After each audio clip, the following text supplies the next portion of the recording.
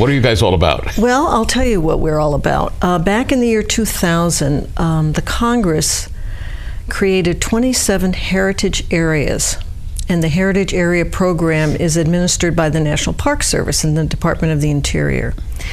We were started because Congress realized that there were certain areas in our country where the geography of the area defined much of its history, of the history that was created by the people, of the movement of those people across the country, and that this history had national significance. And for us here in New York State, that was the Erie Canalway, which actually, we say the Erie Canalway, and I don't want anyone to think that this is just the Erie Canal. What we're talking about is the 5 canals in New York State. Which are? The Erie Canal, the Cayuga-Seneca Canal, the Oswego Canal, and the Champlain Canal. Okay. So we're all under the umbrella of the Erie Canalway. Okay. And when, as a lifelong resident of New York State, I've only heard of Erie and Champlain. I'm so embarrassed. Oh, well, so you have to travel. You have to travel and see the Oswego and the Seneca Cayuga. They're wonderful canals. Now, the canals were built in 1817, 196 years ago. That's when they started building them? They started building them, but they actually officially opened in 1825. Okay. In fact, the bicentennial is coming up, and I think you're going to start seeing events happening around 2017 until 2025, because the different sections were, of course, started and completed in different manners. Well, you and I were talking both on the phone and this morning about all of the boats because of the storms which were stranded in Yes. Waterford. And my wife and I, because we walk our dog at the Waterford Lock, started spending a little more time there than normal getting to know the sailors. But also, we had heard that they were stranded in other parts of the canal in Waterford, and we took a ride up, and I was astounded to see the intricacy of the canals. I never knew that was there before, but to realize back in 1817, with limited technology, they built these great structures which are still in use today. Wow. Well, and civil engineering classes teach the Erie Canal because this was the first great public works project that the United States of America ever did. And it was by the seat of their pants that the civil engineers built this canal system. It was amazing to see. We had no technological, the cranes were operated by hand, the digging was done by hand. And then since then, of course, your canal expanded. There was another expansion in mid-century, and then in 1910 was the barge canal. That's when the canal boats no longer needed their mules and towpaths. They were all engine driven. So that's when a lot of the canals, or sections of the canal, when you talked about the Erie Canal, moved out into the waters. That's when part of the Erie Canal came out into the Mohawk River, and where I am, in Schuylerville, moved out into the Hudson River. So that's when some of the canals became riverized to really take these big barges. Well, we see the barges go through the canals, you know, with oil. And certainly very important to commerce, but also, too, because of all of the parks that you have there, it's also very important to tourism as well, right? Oh, it is. It is. And actually, the commercial shipping. Now, that there are cycles in our lives, and commercial shipping had really gone down. In the last 3 years now, it has increased tenfold. In 2010, you had about 10,000 tons were shipped on the canalway. Now we're up to 100,000. Why the change? Well, the most economy of it, turning around? Well, most of it is from Canada. Okay. It's grain that's being used to make ethanol is now coming through Lake Ontario into the Port of Oswego, through the Oswego Canal, down the Erie Canal to Waterford and Port of Albany, and then it goes right out down to the Hudson Valley to be processed. Well, Rich Hendricks, head of the Port of Albany and Port of Rensselaer, has been saying they are getting a lot busier the past couple of years, and they're planning on a lot of expansion next year. That has a positive impact on you guys.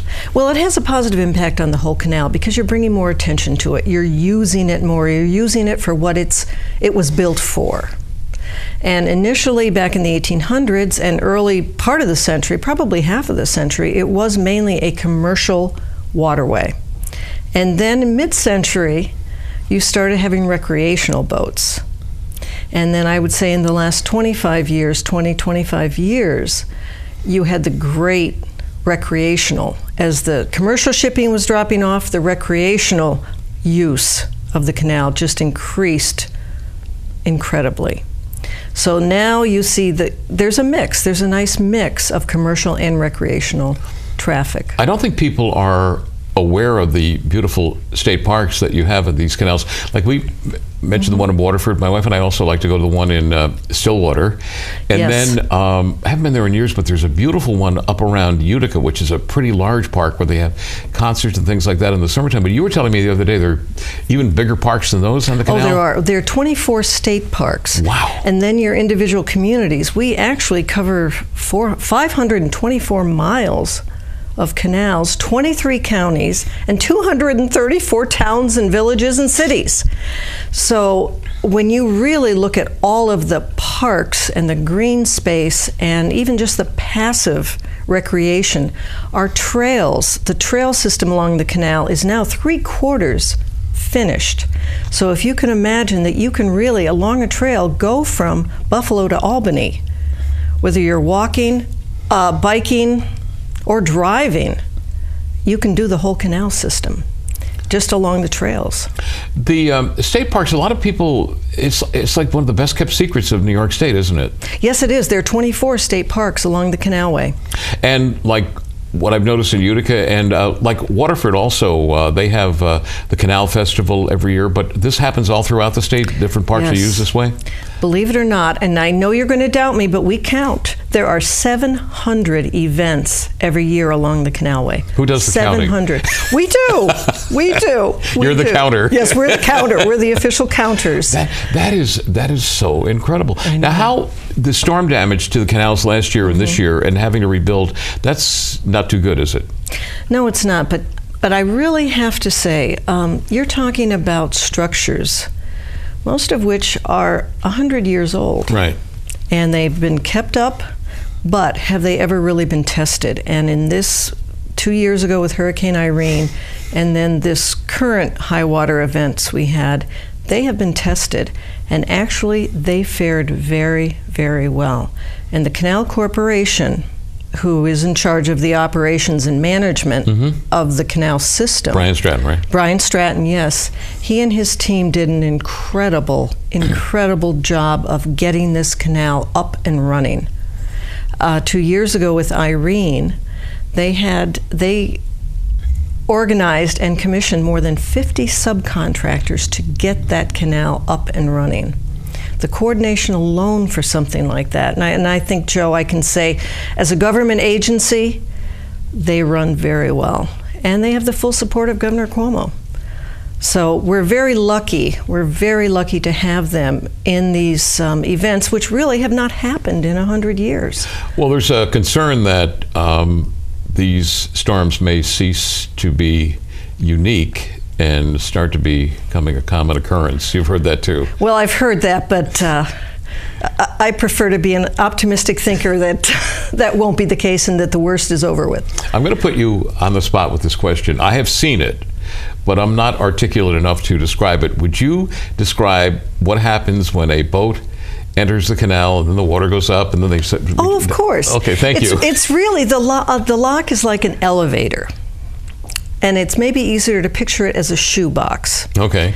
The reason you have a lock is because you have a river with falls. You have a river that is changing its height. So obviously you can't get a boat going over a fall without something happening. Sure. So you put a shoebox right where that is happening. And in that shoebox, you have 2 levels. And say at the lower level of the shoebox, which is the lower level of the river, you have a boat go in. At each end of your shoebox, you have doors. You close that door.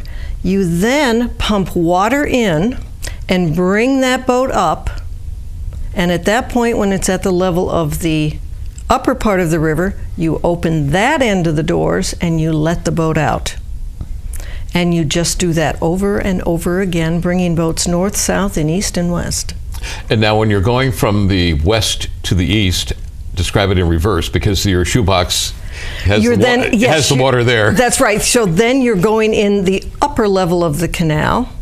You close those doors, you empty the water out, and then you open the lower doors, and you're going out that way. And how many ships go through ships or vessels go through the canal system every year? Well, that I don't think I could give you that number. I think you would have to ask Brian Stratton for that number. Okay. But it is a tremendous number. We have, because the use of the canal is not just for people traveling through. There are different ways to boat on the canal. Okay. And you have to remember these are international waterways. International waterways. Okay. Those boats you see out there may be from all over the country. They can be from France, from Europe. We had a boater from Brazil bringing his boat through. Okay. They are international waterways. So you have boats from all over the country going through for all different reasons.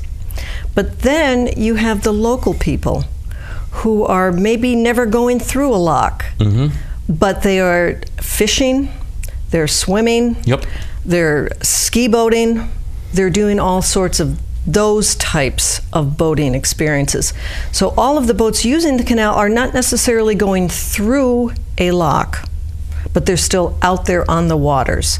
You know where I've seen a lot of that personally, what you're talking about is up around Stillwater. Yes. There's a lot of recreational boating there. There is. There's a ski club out of there. And then, besides the motorized, you have the canoes, the kayaks, and the crewing. Rowing is starting to be huge on the canal system because you have nice, long, straight waterways that you can do that type of non-motorized boating as well. In researching the material that you gave me for the canal, I understand that the canal was sort of responsible for the North winning the Civil War. Well, now that's something I'm not sure about. What we are responsible for was making New York City the major shipping port on the eastern seaboard. But now you're going to have to teach me a little history about the Civil War then. Well, my understanding is that because of the canal system, shipments that would have been in a precarious situation further south were coming from the Midwest and coming through New York State and were able to reach the Union soldiers going that way, as opposed to having to take a more direct route through the South where they would have been the supplies would have been in a precarious situation with the Confederates. How interesting. Well, thank you for that. No, thank you. I learned it from your website. That is very, I didn't realize it was so important to New York State history and to national history. Of course it is. Now, Governor Clinton, he took the first boat ride from evidently Buffalo down to New York City through the canal. But Governor Clinton, and this was on your website too, wanted to get all Native Americans out of New York State. He didn't want any Native Americans living in New York State. What's with that? Well, and actually that, I'm not a Governor Clinton historian. Okay. And I actually do not know that much about it. But now, of course, we celebrate Native American history. And I think that was just one of those points in history that... Well, I was shocked to read such a thing, and I was talking to my next door neighbor. As you know, New York State has the big two-row wampum treaty going on, which is ending up at the United Nations this week. And I asked him about it, and he said that was definitely true. But fortunately, the Native Americans survived. But in speaking of the Civil War, though, now another big role. Did you know the role the canal played in the Underground Railroad? You heard about that? Oh, yes. Tell us about that a little bit. The National Park Service has quite an Underground Railroad program. And of course, we are part of that also. It's a separate little arm that we deal with. And I think it was part of the histories that the local communities were very proud of. I know even in Schuylerville, where I live, when you're going out to central New York and western New York, there were these homes that, of course, housed the runaways from the Underground Railroad.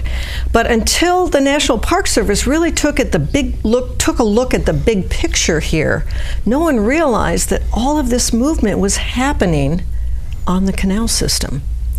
And then from here, they were going either north up into Canada or out west through Buffalo and out towards the Great Lakes, up into Michigan and out that way. So until this really all started, I don't think the different communities realized that they were all together and part of yet another story. And that's what we try to bring to the canal system. Our commission, the Erie Canalway National Heritage Corridor Commission, is to try to bring these stories together